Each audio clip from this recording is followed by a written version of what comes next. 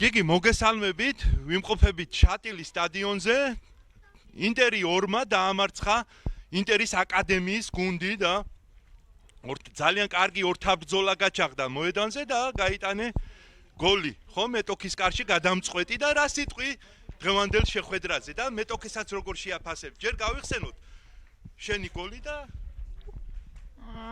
თავიდან ძალიან დაბნეულები ვიყავით, მაგრამ მე ცოტა რომ გავხურდი და რაღაცა, ანუ მე უფრო მოტივირებულები გავხდით. პირველ ტაიმი ჩვენი იყო, მეორეში გაგვიწიეს წინააღმდეგობა, მაგრამ მაინც ბოლო წუთებზე გავიტანეთ გოლი და გავიმარჯვეს. დიახ, გიგი, აი თამაშის მიწურულ წყინვალე გოლი შეუგდე მეტოქეს და აი მაინც რას ფიქრობდით, ხო? წუთნახევარი იყო დარჩენილი და ამ მონაკვეთში შეძელით გადამწყვეტი გოლის გატანა, ხო და ერთმა გოლმა გადაწყვიტა მატჩის ბედი და კიდევ ერთხელ აი მეტოქეზე რა შეგიძლია რომ თქვა, ხო? მეტოქე ძალიან კარგი გუნდი იყო, მაგრამ ჩვენ გაგვიმართლა და გავიტანეთ გოლი.